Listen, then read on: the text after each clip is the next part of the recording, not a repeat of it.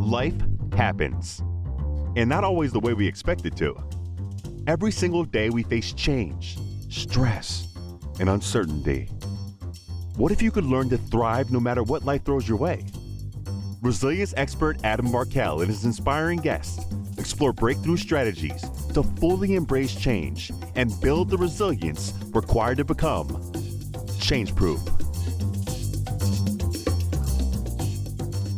Our guests today on the Change Proof podcast are JJ French and my dear friend, Steve Farber. John, JJ French is a keynote and motivational speaker, entrepreneur with several music industry businesses and founding manager of the internationally renowned heavy metal band Twisted Sister.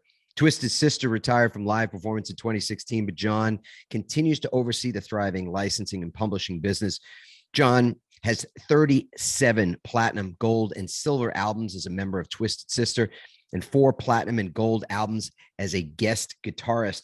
My buddy Steve Farber is a world-recognized, renowned, and amazing public speaker, amazing human being, and author of some great books, including The Radical Leap, Radical Edge, Greater Than Yourself, and his latest book, Love is Just Damn Good Business. You're going to love this conversation I have with JJ and Steve about their brand new book, Twisted Business. Twisted Business. Stay tuned. We're here with JJ French and a dear friend, not to say that you couldn't be a dear friend of mine, JJ, John, but currently committed to the other guy in this trifecta, Steve Farber. And, just at the outset want to say, it's been a while since I had a threesome, and I can't think of a better way to go than, with the two of you guys.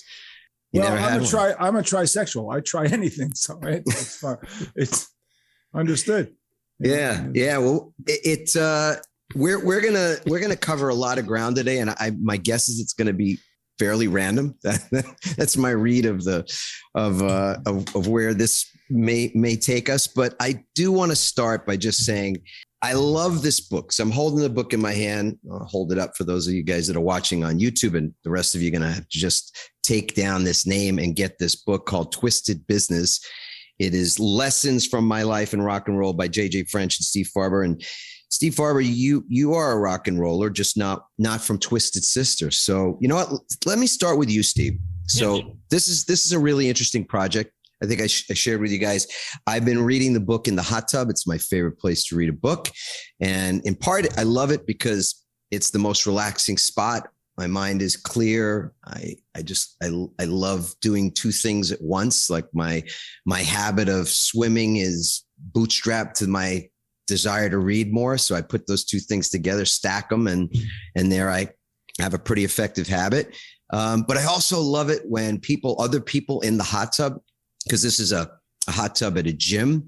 I love it when people look at the two things. One, the act of reading in the hot tub seems to be like a circus trick for some reason, and they're all amazed at that. And then they look at the title. They want to, what is this crazy bald guy like reading in the hot tub? And so I feel like I'm promoting this book each and every day that way. But Steve, how you and JJ go back a ways. So just give us a little context for the project. Yeah. Yeah, sure. So JJ and I met at a business conference 10 years ago. I find that nowadays, when I'm not really sure of a time frame, I just say 10 years. So even if it was last month and I'm not really sure, it was about 10 years ago. That's right. Steve, you know what they say on Long Island, when they can't remember years? What? It's the standard answer, 12-14. I met 12, 14 years ago. I don't know. It's never 13, 15. It's never 17, 19. It's never 8 or 10. You're in New York. Wait, hold on. You grew up in 12, Manhattan, and it's 2 tree. All right. It's not 12. It's 2 tree. It could be tree, but it's like 12, 14. Go ahead. 12, 14. Okay. Anyway, it was 6.5 to 15 years ago, where we met at a business conference, and we just had an instant connection, became friends. Right out of the gate. He had this business background. My thing is leadership. I spoke at the conference. He responded to my message. We sat down together and had breakfast, and he told me the whole Twisted Sister story. And I said to him 2 things. pretty much at that very first time we met, you really need to tell your story on stage because it's an incredible story. And JJ is one of the just most talented natural storytellers I'd ever met. The story was amazing and hilarious, and he told it really well. So I said, you got to get up on stage and tell the story, and you know, you got to write a book. So part one was getting up on stage, and I had an event coming up so I can tell you when this was. It was 2012 was the very first event that I ever put on. It was called the Extreme Leadership Summit here in San Diego. And I invited JJ to be a speaker at that event, which would have been his debut as a keynote speaker. He was playing to 70 to 100,000 people at these big festivals, and he was the stage banter guy, but he'd never actually done a keynote before and told his story. And he did, and he killed it, and it was great. So over the years, you know, pause there. I'm going to pause you for 1 second. So yeah. JJ, you're like Steve says, you're in front of screaming, drunk, drugged out, and genuinely excited fans more often than not. You're now in front of a business audience. In other words, I'm speaking at a Forbes They got conference. different drugs. They're using different drugs in that environment. So, do you have any nerves around getting up and giving a talk as opposed to speaking in front of 1,000, 2,000, 10,000, 100,000 is the easiest thing in the world, and speaking in front of 40 people is the most terrifying thing in the world. It really is, and it's exactly what Steve said. I mean, yes, we used to speak in front of very few people when the band was starting out because there were a few people at the bars, you know, in the early days, like 30, 40, 50 people. And the original lead singer was so inebriated, he could not put two words together. So he was so drunk, I would have to walk up to the microphone and say, "Thank you for coming tonight to Dodd's. Please tip your bartenders. Tomorrow night, we're going to be playing at Dodd's, and the next song is by David Bowie." And that was kind of it. And that was it. And then when the band took off, playing with a lot of people. But having to give a message speech, having to truly be responsible for a message in a concise form, all joking aside about the ability for me to be concise. The fact is that it was a terrifying concept. But I understood that learning how to do that correctly was going to be the key to succeed. So it wasn't like, I have no idea what you're talking about. What it was, oh my God, I know what I would have to do. I don't know if I have the stomach for it and I don't know how fast I can do it because there's guys out doing it a million times, right? So I watched Steve perform. The point was, I watched Steve perform and I'm like, whoa, that is an amazing performance. I watched other people perform. Now I know performance shtick, and let's be honest, every speaker is a performer. And I'm watching Steve going, he's really good at his craft.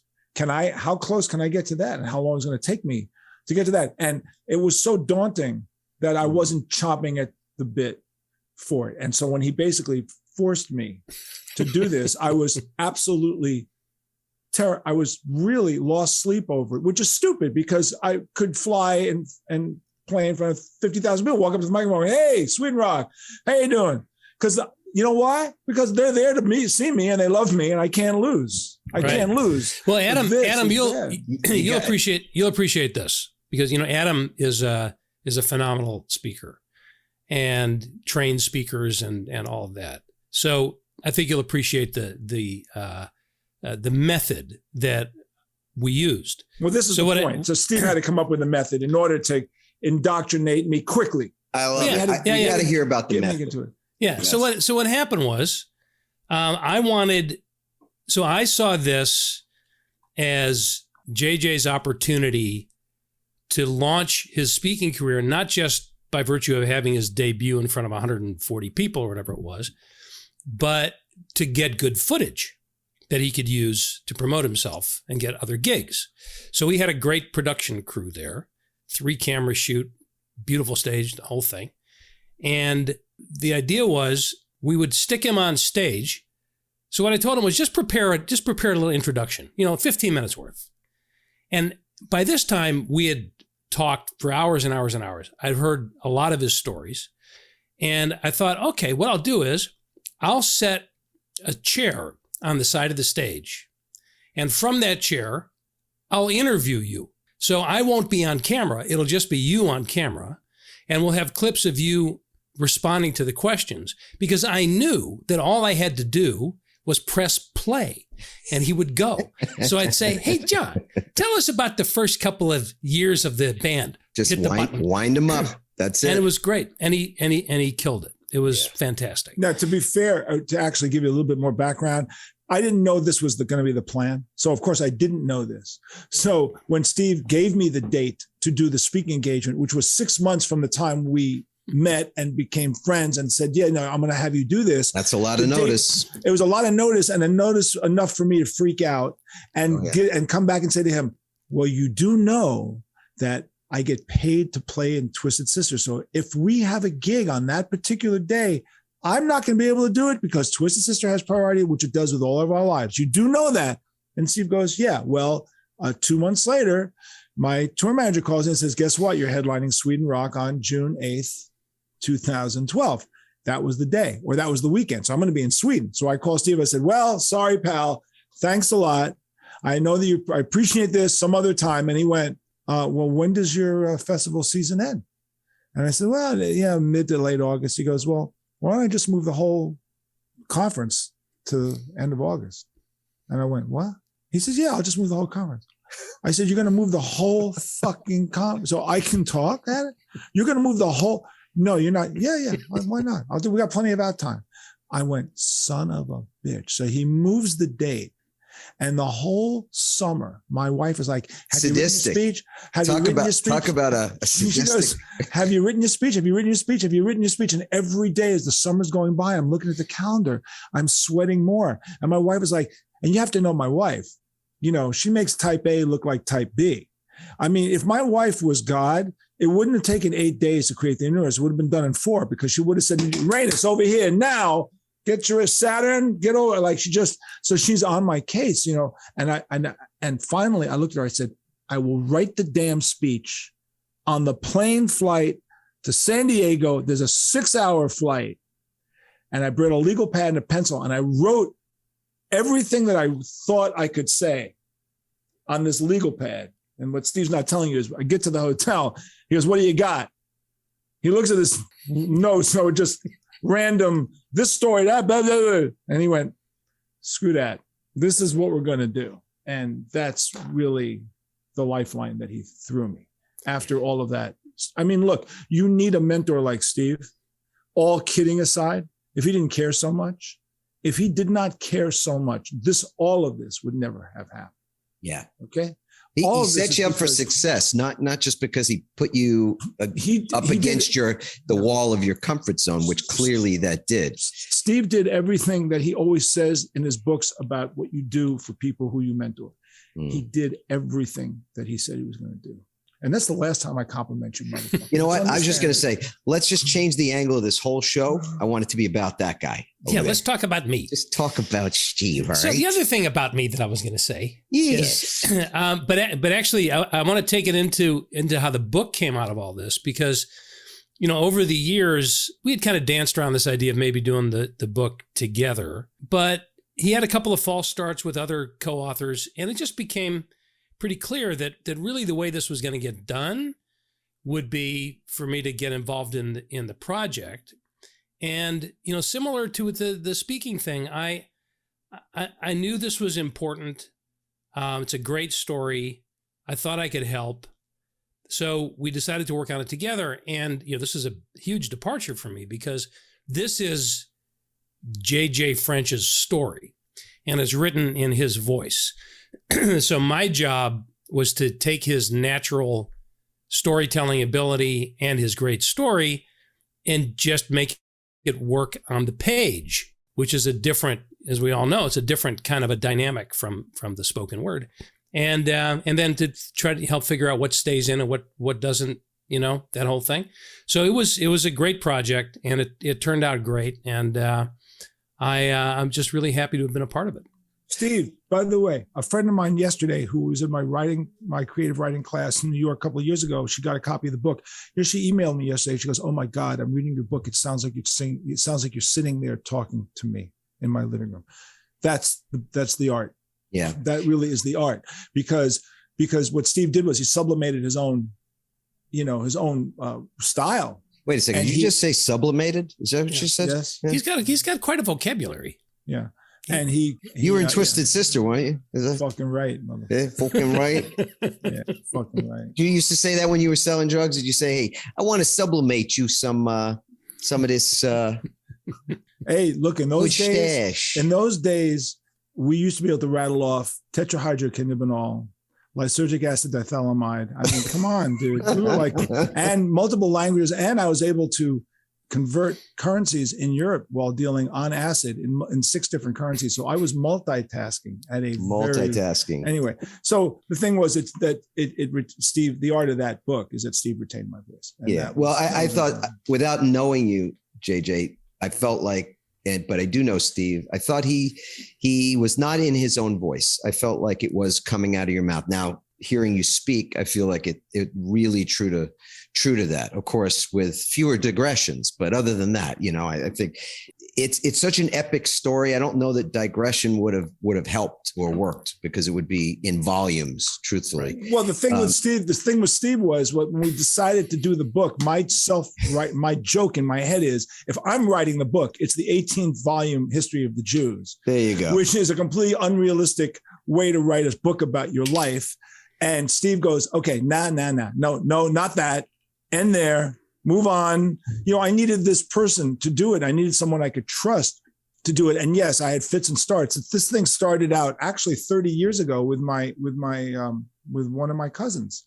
I tried a first draft, and it didn't go anywhere. And the thing about the speaking world, as you know, is one of the first things that a booker says is, where's your book? I mean, everybody has to have a book, and then they go, well, so what are you going to speak about? Right. That's the big thing. What are you speaking about? Where's your book? I didn't have a book.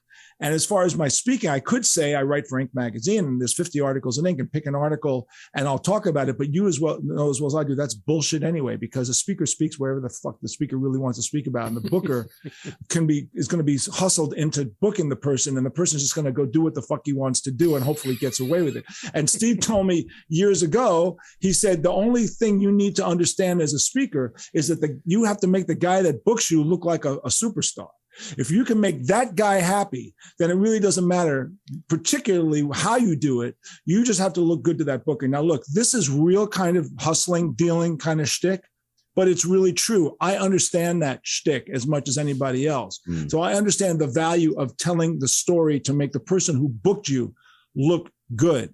That's the key. And nothing was more perfectly, there's no better example than this. I replaced Timothy Geithner, the former Secretary of the Treasury, at a speaking gig, which was maybe my 10th speaking gig. And I replaced him because Steve, our friend Ian, who you met, knew this guy who was the head of the Small Business Investors Alliance. And he says to my friend, we just lost Timothy Geithner, I need a speaker. And my friend goes, well, why don't you hire JJ French? And the guy goes, who is JJ French? He goes, Twisted. He goes, why am I hiring a guitar player, drug, alcohol? Blah, blah. He goes, well, why would you even suggest it? And he says, well, I think he could pull it off. And the guy goes, well, how well do you know him? Because I know him really well. And he says, well, I can't inflict 250 of the most buttoned up bankers in the world to a heavy metal guitar player. So the guy calls me and he goes, I don't know. I'm a little worried. And I said, come to my house. And my wife was working for Forbes at the time. So she went to Forbes, she put all these business books and we put them all over the house, all these like Steve Forbes books. And we put all this crap around the house. And when the guy came in, he felt better, but he couldn't come in because it was a snowstorm. So he calls me and he goes, I can't come in. And I said, look, here's the deal. I understand that you're concerned that I can't do this gig. I said, however, don't pay me until I finish. If I don't get a standing ovation, you don't pay me. But if I get one, you stand on the side of the stage with a check and just hand it to me. That way, if I suck, at least you can say, well, it didn't cost us anything. He was an asshole, but we got him for free. And that way you win. And he goes, okay, I'll do it. So I show up 2 hours early to hear the other speakers. And they're some of the worst fucking speakers I ever heard. I mean, you literally wanted to slit your wrists as they were talking about potato futures in Kansas. And I mean, it was like the bankers were just about to commit suicide. If you had 250 ropes, there would have been 250 nooses either to the speakers or to the people sitting in the seats. They hated every second of it. And I, as a performer, am sitting in the back going, okay, I'm going to just fuck this up. And I walk up to the front of the podium and I said, ladies and gentlemen, how many of you guys have high school graduates? How many of you college graduates? How many business degrees? Everyone's got business degrees. I said, well, you're going to listen to a guy who is a high school dropout, former drug dealer, former drug addict, heavy metal guitar player. Boy, did you lose out on all the fun. And then I said, I promise you this. No PowerPoint. At which point they all went crazy, like, oh, because they've been watching PowerPoints for 3 hours. And I said, I have a limited amount of time, and I want to tell you some great stories. So I'm going to let you vote on what story you want. I can tell you a Led Zeppelin story or a Johnny Cash story. Which one do you want to hear? They voted for Led Zeppelin. And at the time, when I finished the Led Zeppelin story, I got a standing ovation, which had absolutely nothing to do with the business conference. You understand? This had zero to do with any business lessons, anything. I got a standing ovation. I looked at the guy, handed me the check. I walked out, and I heard people tell me, that was the best speaker I ever heard in my life. So on top of everything else, what Steve really kind of taught me was the art of the communication device and how to kind of size it up. So JJ, that story tells me you fulfilled the promise. You made the booker look good, as you said. You entertained and people were happy. And in the end, you don't argue with happiness. So the check was there. I'm curious when you were able to navigate, and I assume you have, the interesting integration of the entertainment and the insight. Because I think what in part I get out of this book that I enjoyed and I'm still appreciating as I'm really near the end now is the fact that it's both. It is wildly entertaining because you have one of the more colorful in its fucked upness. It's just brilliant. The way you stick the landings, and I'm a resilience guy. I've got a book coming out called Change Proof. We're going to talk about resilience or about how you develop change proofness, made up word. But you're that guy. You've been able to really land on your feet again and again and again and again. And I don't know if that's the through line of your message to business audiences that's also married to the shtick and the amazing entertainment value of your life, your story, and everything you've done. But I'm curious right now, what does it look like when you speak to a business audience today? Is it just pure entertainment or is it more than that? Well, at the risk of giving you more linguistic acrobatics, I am in essence a broad-based conceptualist, always have been. I've always been able to see things macro and micro. And my story has been told so much at the expense of my wife and Steve. But my story's been told so much, and I've learned how to tell my story so well that I know what entertains people and what doesn't entertain people because I've done it 1,000 times. You know, the documentary, We Are Twisted Fucking Sister, was only made because the director of the documentary was interviewing me about another artist. And after the interview was over, I said, by the way, what do you know about Twisted Sister? And he goes, not much. He was in my living room. 3 hours later, he said, I'm going to do a documentary on Twisted Sister. And he spent the next 8 years doing our documentary because of the story. So I know the value of my story. I know how to be compelling. And I know how to, not only do I know be compelling, but Steve will tell you, I know how to be compelling in the right exact time bite. If you tell me I got 15 minutes to be compelling, I'll do it in 15. If you tell me I got 30 minutes to do it, I'll do it in 30. If you tell me I got an hour to do it, I'll do an hour. You know, I did a 2.5 hour one because the guy who booked me didn't realize he was supposed to put a time limit on. And I was having such a good time. I just decided to just see how far I could go. And he flew me down to this resort in Mexico.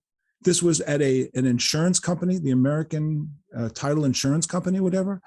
And I did 2 hours and 15 minutes. And nobody got up and walked out. Without a sip of water or a breath? Well, yeah, I did have a sip of water, but without a diaper. And I did 2 hours and 15 minutes. And at the end of it, I walked up to the guy and I said, by the way, not for nothing. I said, because you still got the deal you paid, but I did 2:15. And he said, well, how long are you supposed to do? I said, actually 45 with a 15-minute Q&A. I said, but having so much time hearing myself, I didn't really give a shit. I just went off. And he goes, it felt like a half an hour. So there's an art. As you know, the whole thing comes down to an art. So it's enough to write a book and tell a compelling story. And the other art, or enough to have the content. How do you relate the content is really the issue. With right. Steve, I found the perfect conduit to be able to push the content because you're right. It's a huge story. It's an expansive story. It covers the 60s and everything the 60s was, and it covered the 70s, and it covered the 80s, and it covered the 90s, and it covers now. I mean, it's expansive.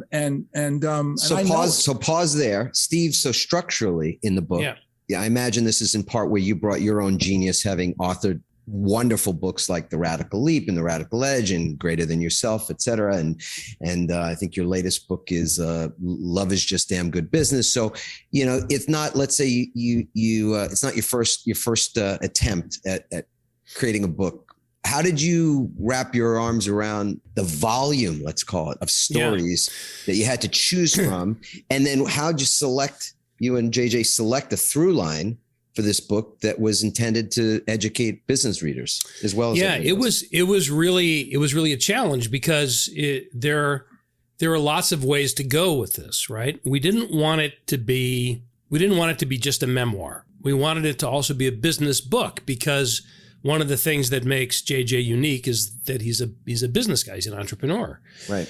And so there were lessons that needed to be imparted. So we knew conceptually, not just a memoir, but also a business book, which led JJ to coin the term bizwar, part business book, part memoir. But that was pretty high level. So then what was it going to look like? At first, we didn't know. I mean, did we organize it chronologically? Because you do have that sweeping story through all the decades, and the rock and roll story and the twisted story throughout it all. But then one day, he started, I think it was from a walk, one of his daily walks through Central Park, he came back and said, I've got it. It's Twisted. Twisted is the acronym that spells out all of the elements of what we learned. So is it a little bit force fit to fit Twisted? Yeah, kinda, but it really works. So, starting with trust and moving all the way through, or tenacity and moving all the way through discipline, it became clear that, okay, the first part of the book will give the backstory, and then the second part of the book will lay it out with the various elements of the Twisted method, and find the stories that illustrate those particular principles. Yeah. And it's tenacity, wisdom, inspiration, stability, trust, excellence, and discipline. And the stories don't stop. The as you say, the beginning, which is more chronological, and just sort of the scope of JJ's experience in life and elsewhere. The stories keep going, and they keep getting filtered through each of those principles, which I thought was really incredibly well done. So you say it was forced in some spots. Can you think of a place where it just didn't feel as congruent as you wanted it to? I don't think it was forced in any particular spots. What I'm saying is it a coincidence that all the principles that he learned happened to spell Twisted? Right? It's not that. That's what I mean. It was using that framework to say, okay, what are the elements we can hang on each one of those letters, and are they true? Yeah. Are they true, and are they accurate? And the answer is yes, they are. So we could have worked it into another acronym, I'm sure. I mean, anybody that's ever, I'm an acronym guy. Love, energy, audacity, and proof is LEAP. I mean, was it just like, oh, look, these are the principles and they just happen to spell? No, it's always engineered to some degree. Right. But then it has to hold up, because it has to be true, because people reading the book have a good bullshit meter. And none of the elements are manipulated or manufactured. They're all accurate reflections of the principles and the lessons that he and the band learned along the way. Yeah. Also, the more speaking engagements I did, the more I could test out certain concepts. Right. And also writing for Inc. was important, because I did this with Inc. I mean, without knowing it, my articles related to certain episodes in my life, and then I would write a story. Because when I got hired by Inc. was known for its listicles, and not a listicle guy. And I said, I don't want to do a listicle. In fact, I want to do my first article called The 8 Reasons Why I'm Never Going to Write Listicles, because I don't like them. It's like the 7 reasons why you shake the hands of a CEO from the left side. I mean, it's just not me. And I told that to the editor. I said, if you're hiring me because you want the 7 reasons why or the 12 reasons why, I'm not that guy. I'm going to give a completely different perspective. And then they said, well, what kind of perspective? And I said, I'm going to start writing. And I did. So I had 50 articles in ink, which in a way was the template. In a way, those articles forced me to conceive of these things, so that when I was doing my speaking engagements and someone said to me, what are you going to speak? I literally did say, okay, go to the ink glossary, look at the articles and say, do you want me to talk about tenacity? Do you want me to talk about this? Do you want me to talk about that? And they go, yeah. And of course, then I would go off on a tangent, but it allowed me to go off. And what Steve said about that day that I was walking in the park, you know, that day, that's interesting because Steve and I were probably into year 3 of the book at this point. And it was fits and starts and fits and starts and fits and starts. You know, first we had to get a publisher. We got Rosetta, but it's like, how are we doing this? You know, and I felt like, you remember the movie Chinatown at the end where on my sister, on my mother, on my sister, on my mother is slapping her the face. And I'm going, what kind of book is it? It's a memoir. It's a business book. It's a memoir and a business. And all my friends go, what is it? What, you know, I hate this shit. Well, you're writing a book. Oh, that's right. What kind of book is it? Well, what do you mean, what kind of book is it? You just asked me writing a book. Yeah, well, what kind of book is it? I don't know. It's a memoir. Well, I don't know. It's a business book. I don't know. It's a memoir. I don't know. It's a business book.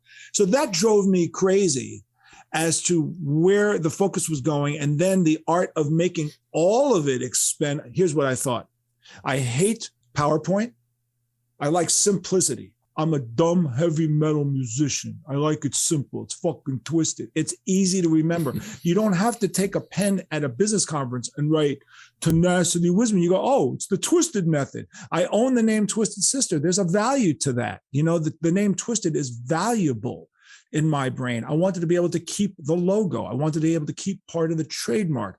I always wanted to keep people bringing them back to the core of who I am, which is Twisted Sister. So Twisted Business is perfect. Or Steve came up with Twisted Business. I mean, that was his lightning bolt. Like, of course you're going to call it Twisted Business. Why wouldn't you call it Twisted Business? I mean, that was the lightning bolt of the title.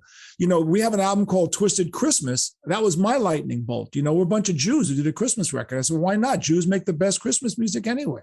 I mean, you know, originally the line chestnuts roasting on an open fire was latkes floating in a sea of oil, but I don't think that Mel Torme thought that that was going to be a line that would be universally loved. So the bottom line is that we wanted to maintain, here's what we did, Steve. We covered the bases.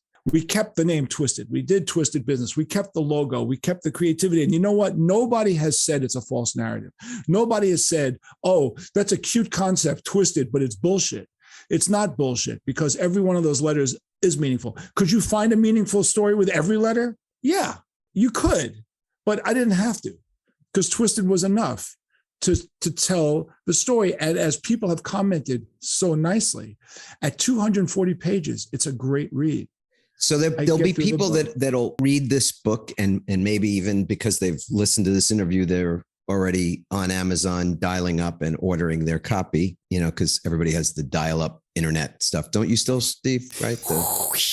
Yeah, exactly. Yep. I'm still ordering through AOL. So they'll do that. And then there are others that, you know, they want to get a little primer of it right now. I'd love it if we could demonstrate what it's like to tell the breadth of a story in just a couple of minutes. I'm going to put you to this challenge, JJ. And I think the chronology is pretty good in my head. If you have stumble, I'm going to jump in, right? But I want you to take us through this roller coaster that brings us to the point where you get reunited. Let's go there. Where you get reunited with your band, with the last the opening line of the band. The opening statement of the book is I was turned down more times in a bedsheet in a whorehouse and come back more times than Freddy Krueger. Yeah. And really, and you said that's your brother, right? I said to my, you know, I said, so let's talk about what entrepreneurs do. I mean, let's say the bottom line is, what is an entrepreneur? An entrepreneur, you become an entrepreneur for one of two reasons. You either in your brain have discovered something the world has never seen before, and you're willing to risk everything that you own to show it to the world, or you improved on something that's existing and you're willing to bet everything in the world. Those are it. Those are the two choices. Okay, for every entrepreneur, which one is it? Did you invent something no one ever saw, or do you improve something that needs improvement? In my case, there was 1,000 rock bands before Twisted Sister. I just wanted a better version of it. That's all. There was the New York Dolls. They sucked. I thought they looked good. I could do a better version of the doll. So I fit perfectly into that. I can improve an existing model. Yeah. Here's the thing. When I joined Twisted Sister at the age of 20, I was a guitar player, and that's all I was. A former drug dealer, former drug addict, former high school revolutionary who decided to leave all of that behind. You know, like the good news to my mom was, I no longer am doing drugs. The bad news is, but I've decided to join the transvestite rock band. Like that's really, that was 1972. That was the good news, bad news conversation with my mom. Mom, good news. Good news. I'm out of the drug business. I'm out, but I'm out. I'm going to be dressing like a woman. And so, and then I don't know if she thought, well, maybe you should go back to the drug. I don't know. But that was an important changeover. So I did not join the band to know any of this shit. I joined the band and be a guitar player and become a rock star. I was forced to become a musician because I was a business-oriented guy. And as the crap started building up over years, I started to have to adapt to survive. Yep. Okay. Because I'm a hustler. So you adapt to survive or you die. And so in the book. So part of your definition of just we're developing a definition, your definition of resilience at adaptability being the first one we're going to do. Well, it's, here's bottom line. Take each letter.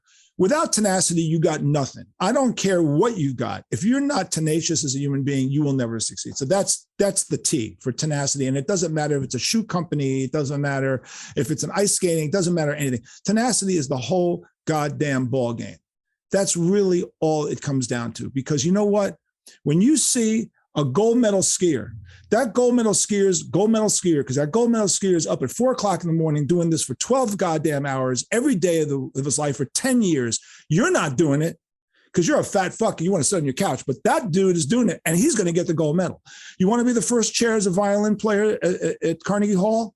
You're up at 4:00 in the morning. You're playing violin for 12 hours a day for 15 years. That's tenacity. You don't want to do that? You're not going to be the first chair. It's as simple as that. You want to win? Tenacity. So that's T for tenacity. Wisdom. That's the W.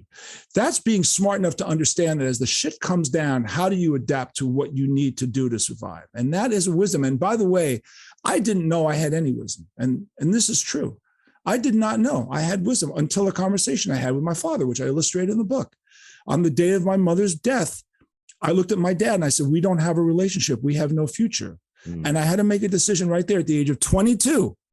Do I save my relationship with my father or do I jettison it and we have no relationship? And I remember it because I live in the same apartment that I'm talking to you right now. So this conversation took place 10 feet away from me. I looked at my dad and I said, here's the deal.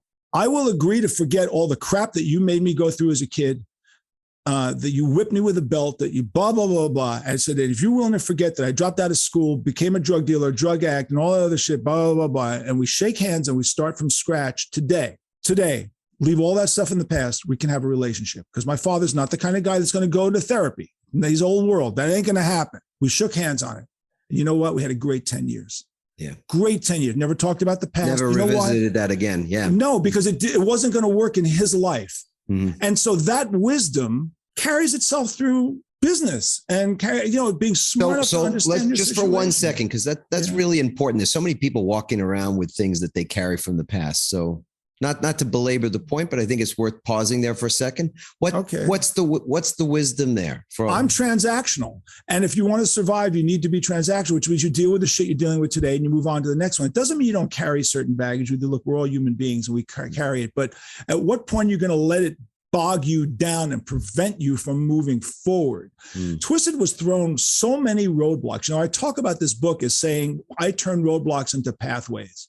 And I 13 iterations of the band. Did I get that right? The 11th version is the one that made it. 11th version is the one that made it. The one that made it. And as all of these versions were happening and all the crap that came through it was happening, which we illustrate. I'm so proud of this book because this book actually gives you tools. It says, this is what I saw.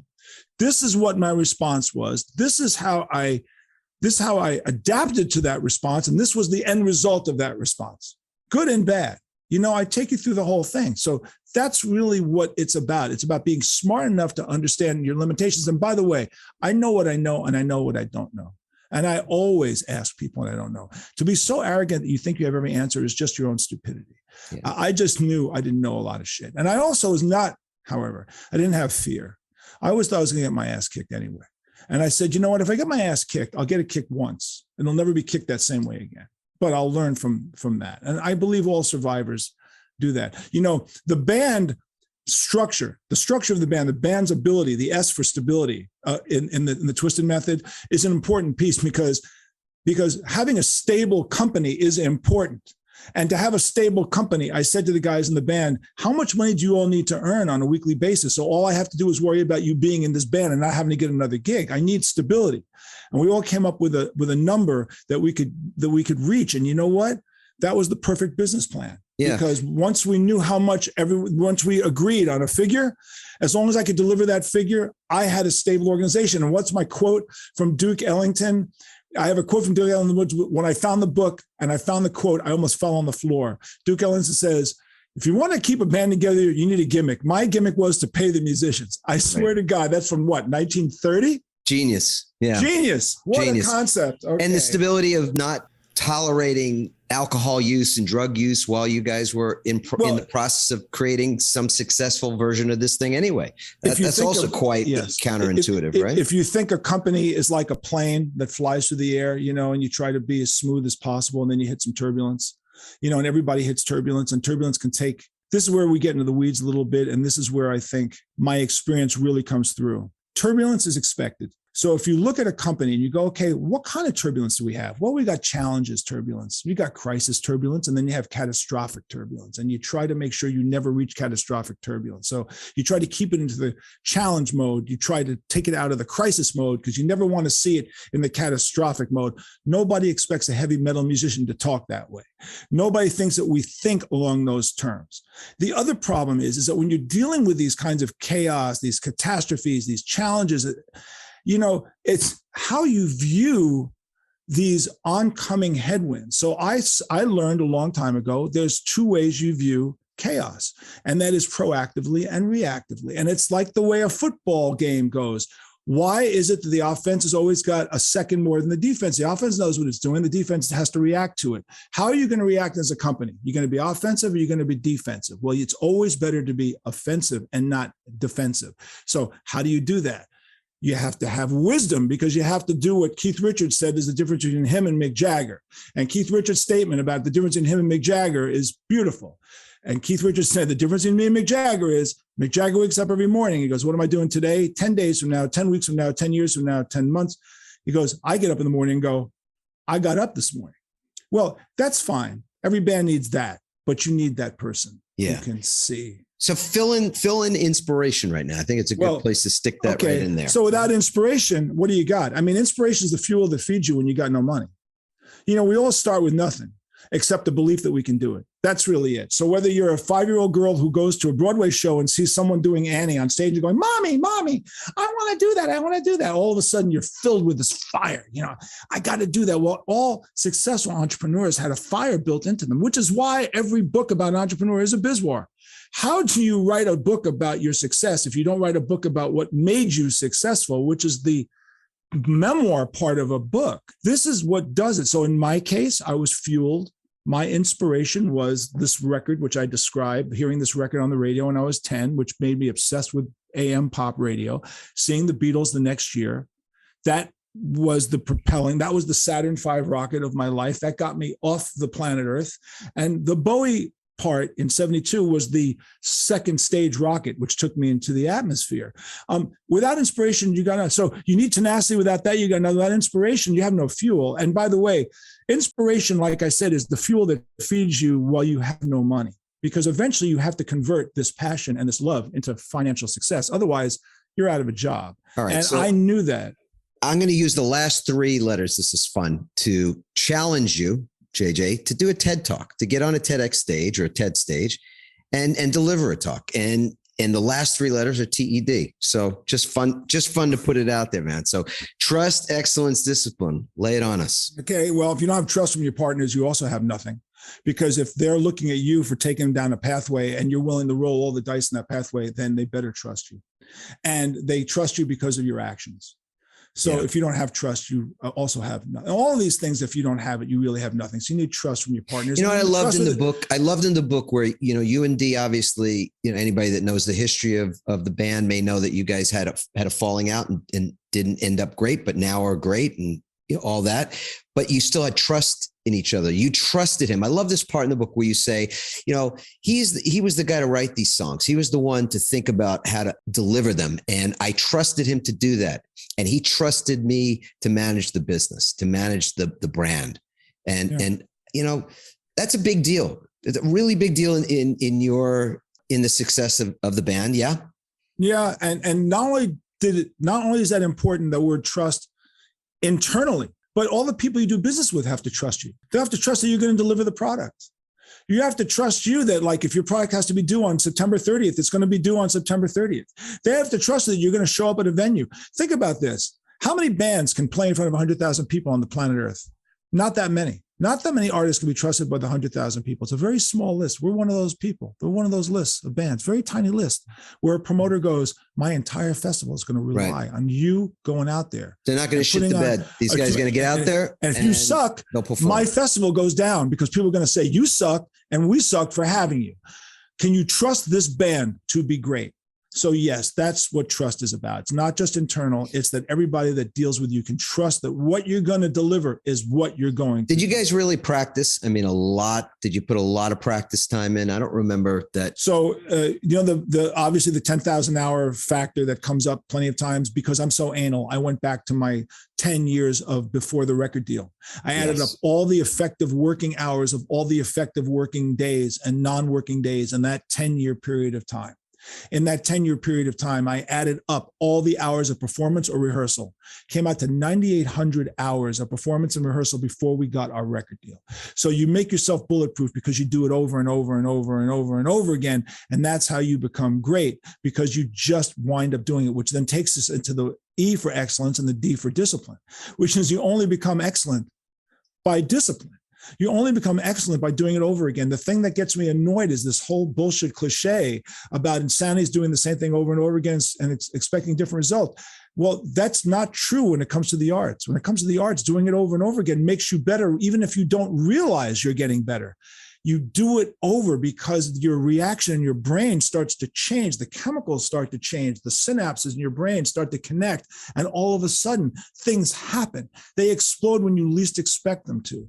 This is the beauty of repetition. And this, I say, is the boredom of excellence. Right. Because if you were to ask the greatest of the greatest why they were great, they would say, because I did it thousands and thousands and thousands. You know what? Young bands come to me. They go, hey, man, see my band. I go, how long you been together? 2 years. How many shows you played? Oh, we played a lot. We played 50 shows. I said, oh, you've done 50 shows in 2 years. Wow. Like, how long are the shows? Oh, 45 minutes. I said, you've done 45 minute sets. Well, that's impressive. Well, when you get to 500, call me and I'll come and see your band. 500, it'll never happen. I said, well, there's a good chance I ain't going to see your band because you're going to suck until you hit at least 500. And I got no time to waste while you suck. So when you hit 500, let me know. So to illustrate, I took a calculator. I took down the number of weeks from the first day we played in March to the first break we took in March 73 to Labor Day Sunday, 1975. That was 12, 22, 32 months times 4 times 52 times 4.5 shows a night. Twisted Sister played in the first 3 years of its existence, 3,550 45-minute sets. So when a kid tells me in the last 2 years he's done 50 and I've done 3,550, fuck you. Like, which is what kills me about The Voice and American Idol. Because the kid wins the award, gets a record deal and says, I'd like to thank my fans for sticking with me for 15 weeks. And I want to fall off the chair in hysterics. It's like, what the fuck? You know, like, that's not how you do it. I'm sorry. That's not how you do it. So the last thing I want to ask you and Steve. I don't know, did that answer your question? Is about change. No, you led us through it.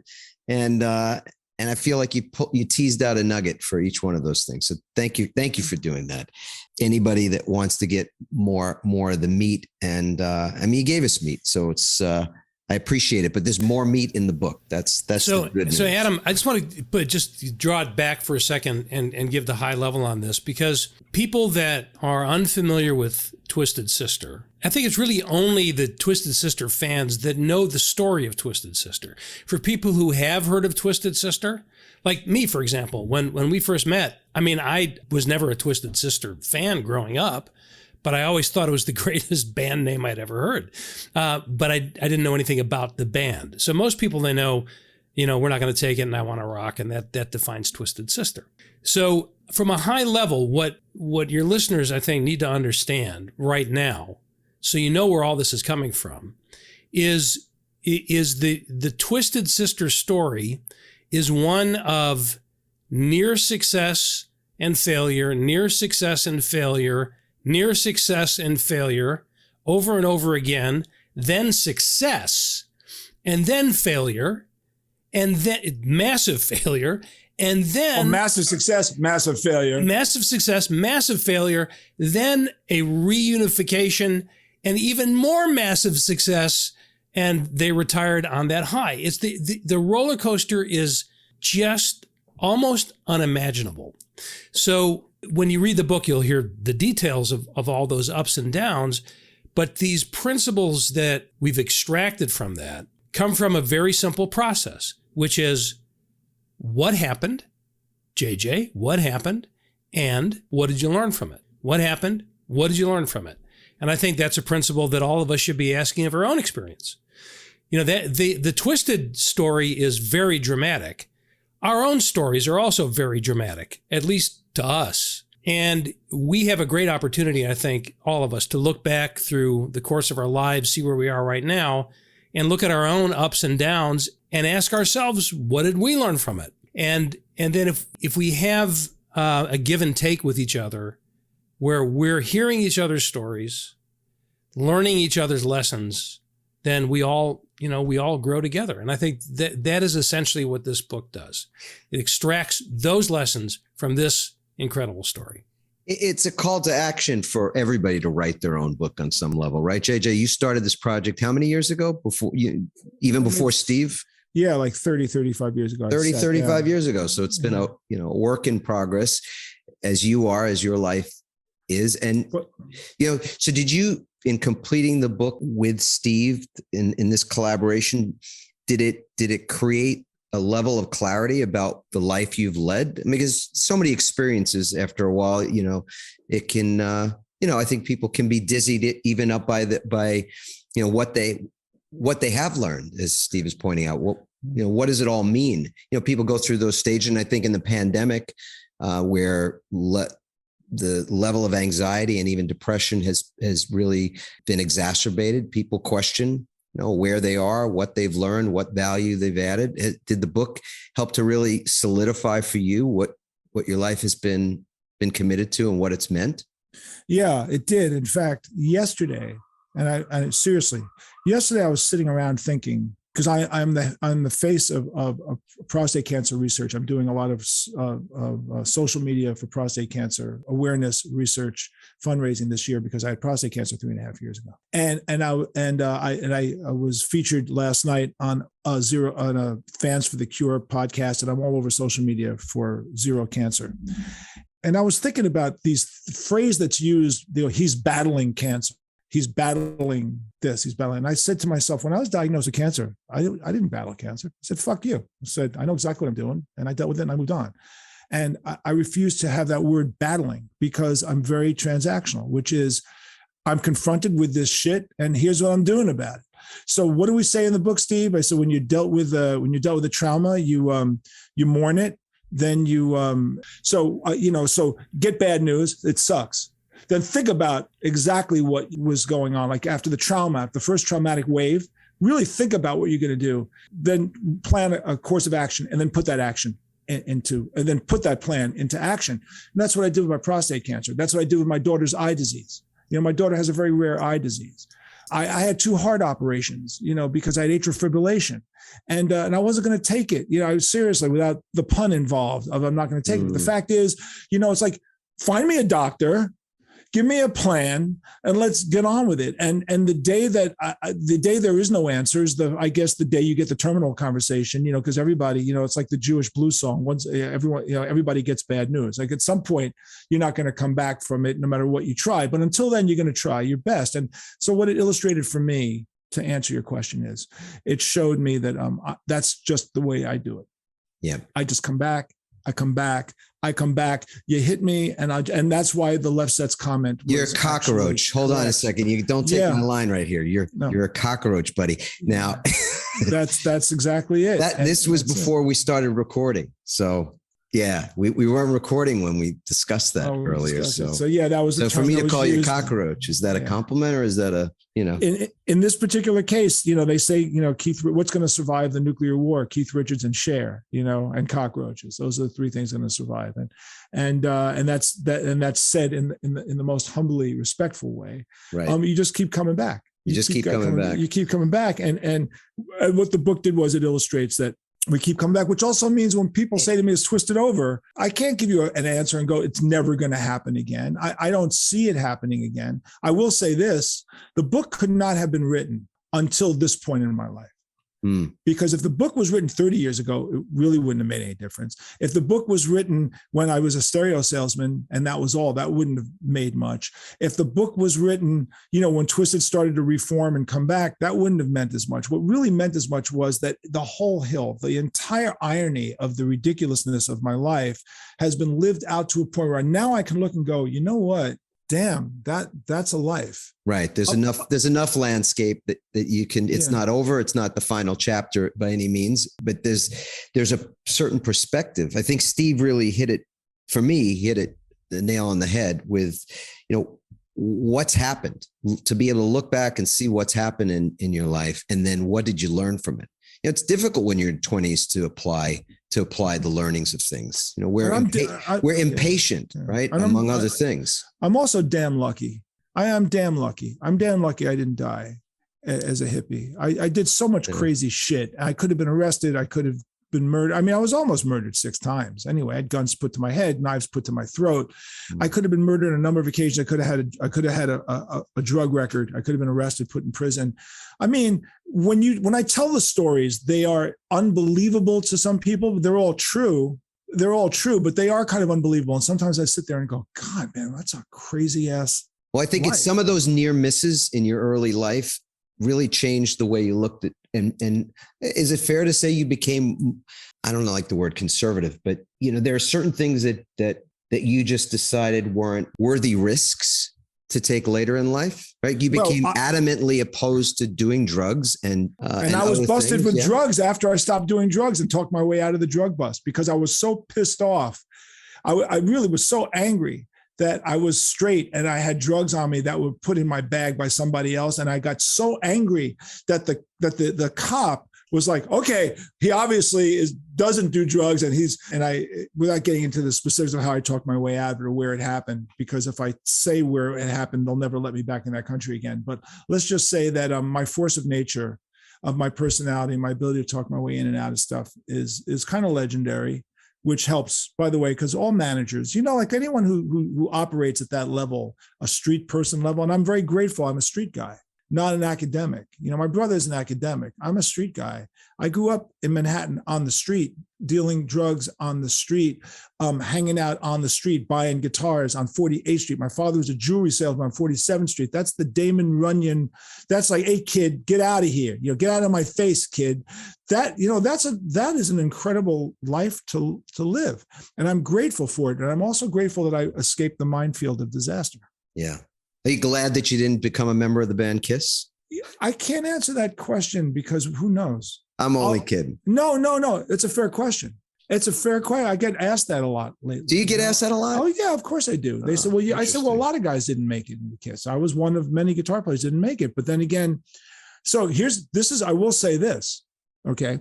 If you look at these 4 bands as some of the biggest bands in 1973 that were created, which was Kiss, AC/DC, Judas Priest, and Twisted Sister, all were formed in 1973. Now, if you asked any of us in 1973 how long we would last as a band, our stock answer would be 5 years, because that was the stock answer you gave. Oh, if I get 5 years, that'll be great.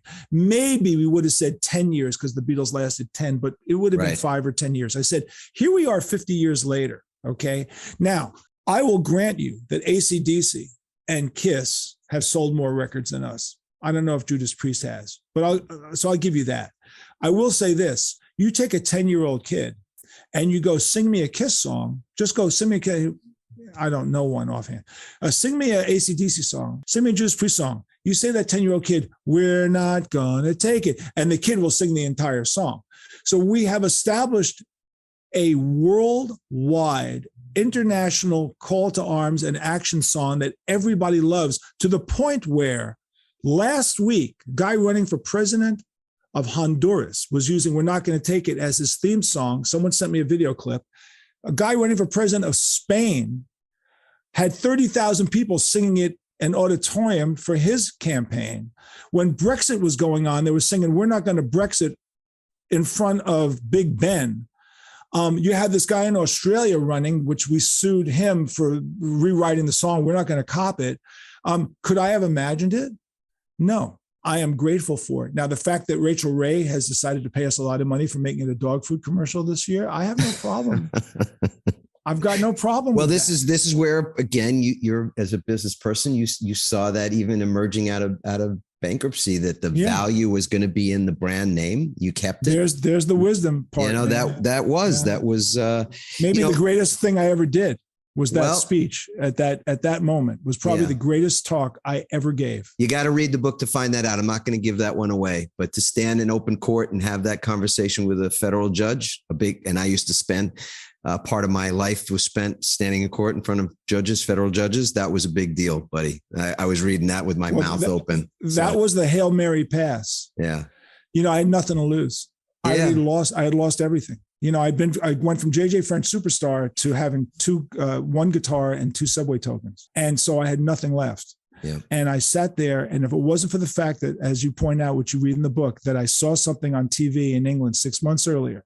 Right. And a light bulb went off. That conversation never would have happened. And that name, Twisted Sister, would have been owned by somebody else. I can't wait to read the book and find out what that story is. See that? Good stuff. All right. Well, we're gonna put a fork in it right here. But I do want to say the way you unpacked the twisted principles for us today was really meaningful, Steve and JJ. Thank you for doing that. And I don't think it ended up on the cutting room floor, but I haven't finished the book yet. So I got to find out whether this idea of, what's happened, what happens in our lives, and what have we learned from it? I think that's an element of this that is maybe just kind of, encircling all the rest of it, JJ, because you've been consistent, I think, in learning from things in your life. And then, as you said, continue to reapply, to be tenacious, to find the wisdom, the inspiration to create stability, trust, and commit to excellence and discipline. And it's just it was a blast to spend time with you now. It's been a wonderful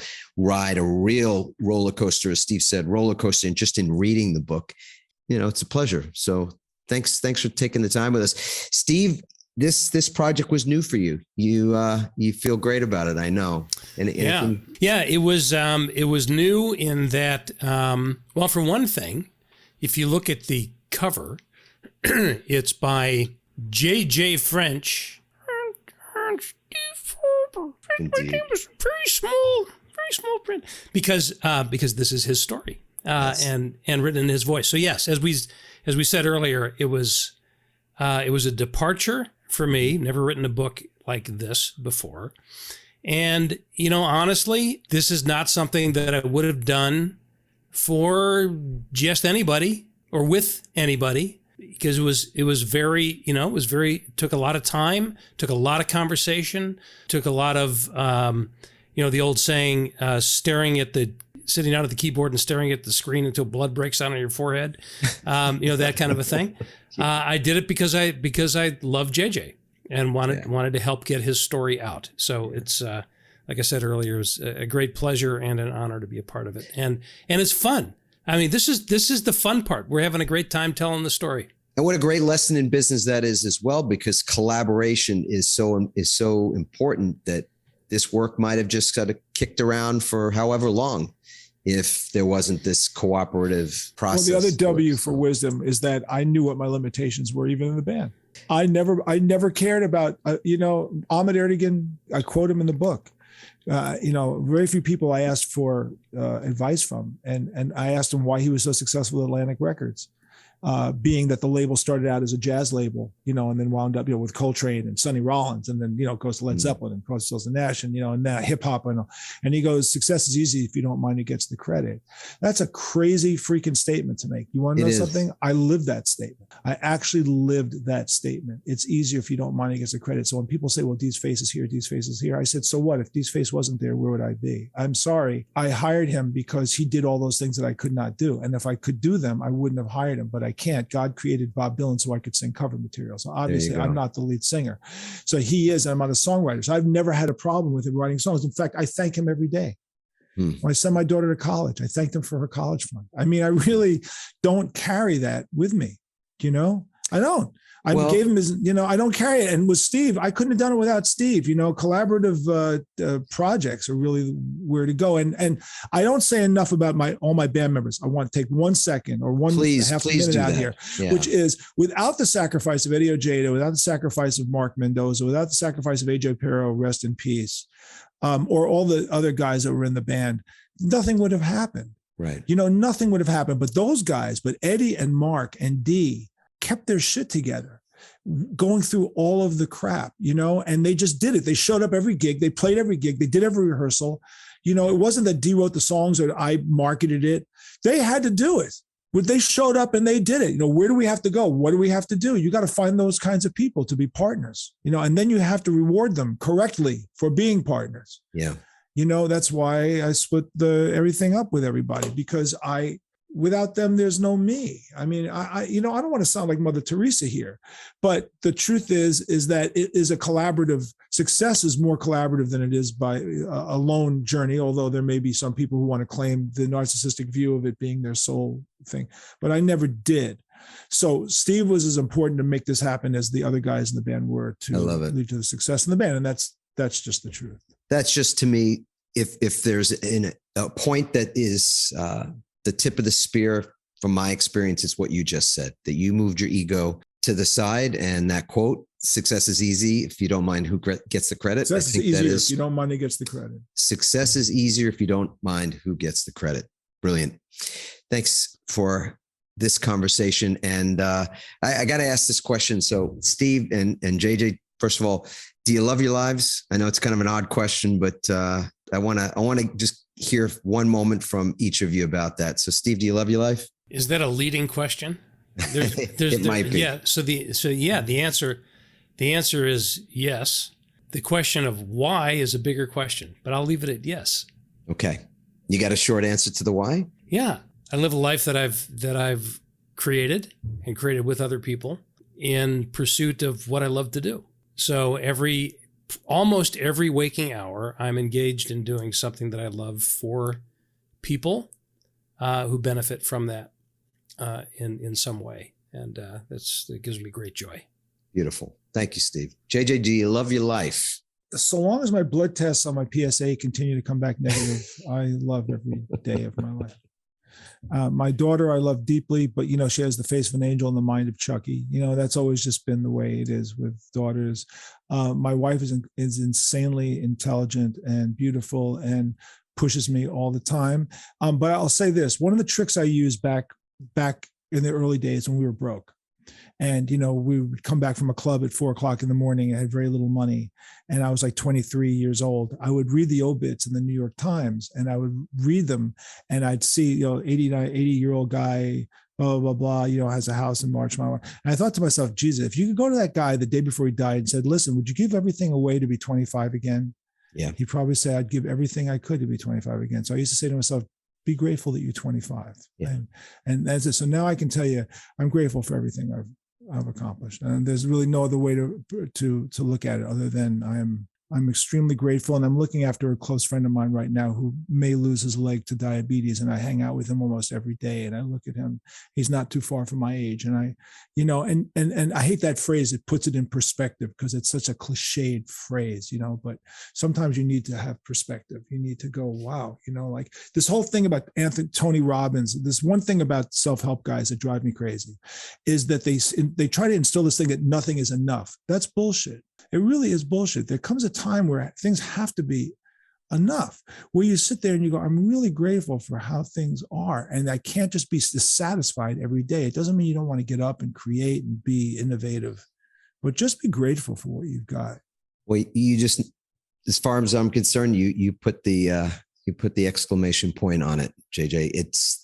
It's gratitude is, it didn't, it's not in the acronym, but it's in the acronym twisted, but gratitude is one of the most important things. And it just feels good to be in this moment with the both of you. I feel really grateful and mostly appreciating the depth of the conversation and the fact that people will get to experience thinking about some of these things and reading about them as well. So for now, I will just say ciao, and we will pick this up again soon. Thanks for listening, everyone.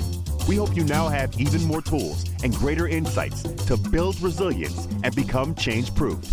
Help us inspire others by sharing this episode and leaving your comments over at adammarkel.com/podcast. For more resilience tips and strategies, including support for building change-proof teams, visit adammarkel.com/become change-proof.